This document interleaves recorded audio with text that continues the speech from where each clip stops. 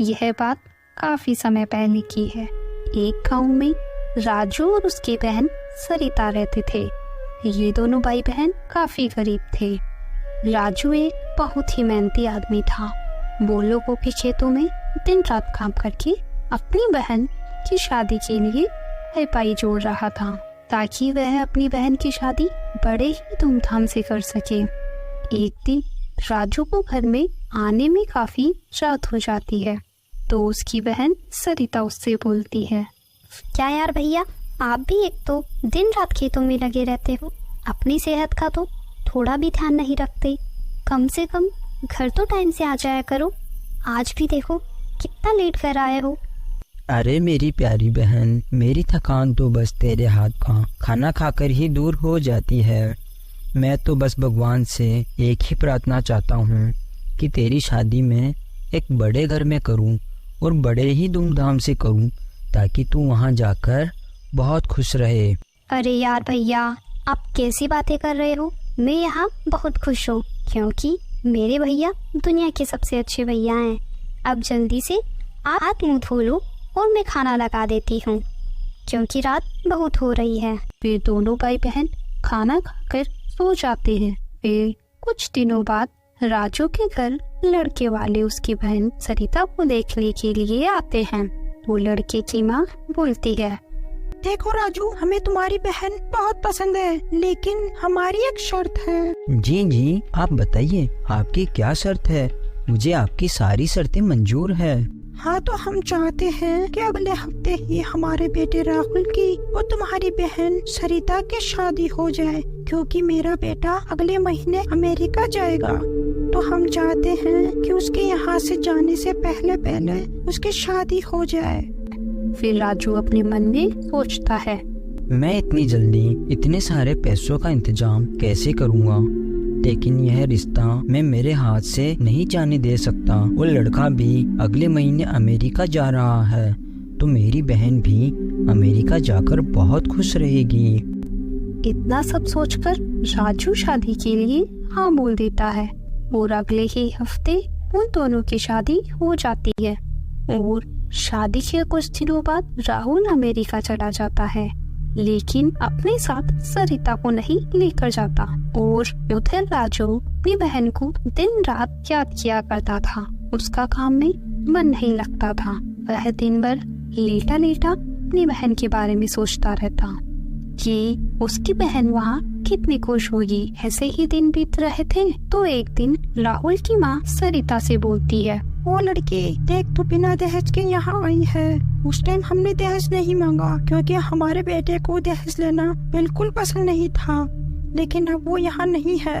अगर तुझे हमारे घर में रहना है तो अपने भाई से बोल देना कि हमें इस बार बहुत सारा सोना चाहिए। तो आज ही इस बारे में उसे फोन करके बता दे। फिर सरिता अपने कमरे में जाकर रोने लगती है और सोचती है, मेरे भैया कहाँ से लाएंगे इतना सोना। क्या करूँ मैं, मुझे कुछ समझ नहीं आ रहा। मुझे भैया की बहुत याद आ रही है। चलो मैं उनसे हालचाल तो पूछ ही लेती हूँ। फिर सरिता अपने भाई राजू को फोन करती है और ऐसे ही बात करने लगती है। लेकिन सरिता की बातों से उसके भाई राजू को दाल में कुछ काला लगता है, तो वो बोलता है, क्या हुआ बहन, आज तेरी आवाज मुझे कुछ सही नहीं लग रही। ऐसा लग रहा है तो किसी न किसी बात से परेशान है। क्या हुआ बहन, तुझे मेरी कसम है, बता तुझे क्या परेशानी है। फिर सरिता अपने भाई राजू को सारी बात बता देती है। तो राजू बोलता है, अरे पगली, तू क्यों चिंता करती है। जब तक तेरा भाई बैठा है तू चिंता मत कर, मैं सब इंतजाम कर दूंगा। सरिता अपने भाई की बात सुनकर खुश हो जाती है और फोन रख देती है। और उधर राजू अपने मन में सोचता है, मैंने बहन को तो हाँ बोल दिया, लेकिन मैं इतने सारे सोने का इंतजाम कहाँ से करूँगा। मेरे पास जो भी पैसे थे वो सब पैसे मैंने बहन की शादी में लगा दिए। सेठ जी से भी मांग नहीं सकता, क्योंकि उनसे भी मैंने शादी में उधार लिए थे। लेकिन बस अब एक ही रास्ता है, मैं ऐसा करता हूँ, इस घर को बेच देता हूँ। फिर अगले दिन राजू अपने घर को जमींदार को बेच देता है और खुद सड़क पर आ जाता है। घर की जो पैसे मिले उन पैसों से राजू अपनी बहन के लिए सोना खरीद कर उसके घर जा रहा होता है। तभी रास्ते में 2 डाकू आ जाते हैं और राजू से बोलते हैं, अरे ओ राजू के बच्चे, तेरे पास जितना भी सोना है हमें दे दे, वरना हम तुझे मार देंगे। राजू सोना देने के लिए इनकार कर देता है तो वे दोनों डाकू मिलकर उसे मार देते हैं और उसका सारा सोना लेकर वहाँ से चले जाते हैं। कुछ देर बाद राजू एक भूत बन जाता है और बोलता है, हे भगवान, तूने यह क्या किया? मुझे मारा भी तो ऐसे। और कल रक्षाबंधन है, मेरी बहन घर आएगी तो मैं उसे क्या दूंगा? मेरा तो बस यही मन था कि मैं आखिरी बार मेरी बहन को जी भर के देख लूं और उससे राखी बंधा लूं। फिर अगले दिन रक्षाबंधन थी तो सरिता मिठाई और राखी लेकर राजू के घर आ जाती है। भैया, कहाँ हो आप? देखो, आपकी बहन आपके लिए आपकी मनपसंद मिठाई लाई है, जल्दी बाहर आओ भैया। तभी वहाँ गांव का जमींदार आता है और बोलता है, कौन हो तुम और यहाँ किसे बुला रही हो? यहाँ अब कोई नहीं रहता क्योंकि यह घर मैंने खरीद लिया है, चली जाओ यहाँ से।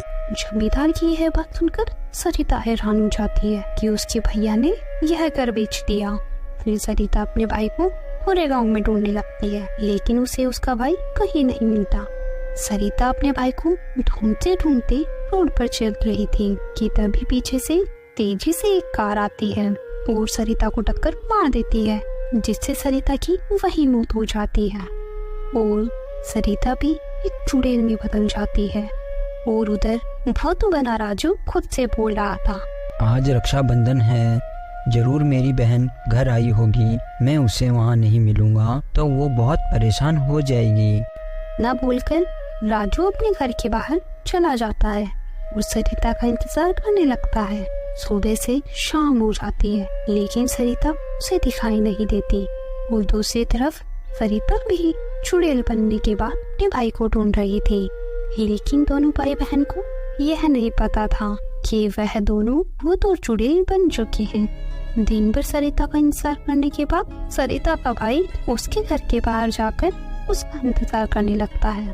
तभी वहाँ वह चुड़ैल भी आ जाती है और बोलती है, अरे ओ भूत, तू मेरे घर के बाहर यहाँ क्या कर रहा है? चल जा यहाँ से, वरना मैं तुझे मार दूंगी। फिर भूत बोलता है, मुझे मत मारो चुड़ैल, मैं यहाँ से चला जाऊँगा, बस मुझे एक बार मेरी बहन को देख लेने दो और उससे राखी बंधा लेने दो, मैं फिर यहाँ से हमेशा हमेशा के लिए दूर चला जाऊँगा। यहाँ पर तेरी बहन कौन है? क्या नाम है तेरी बहन का? और फिर भूत बोलता है, मेरी बहन का नाम सरिता है। और भूत सारी बात उस चुड़ैल को बता देता है कि वो भूत कैसे बना। तो चुड़ैल बोलती है, भैया, मैं ही आपकी बहन सरिता हूँ। और सरिता भी अपने भाई को सारी बात बता देती है कि वह चुड़ैल कैसे बनी। फिर सरिता बनी चुड़ैल अपने भाई राजू को राखी बांध देती है। फिर दोनों की आत्मा को शांति मिल जाती है। Thanks for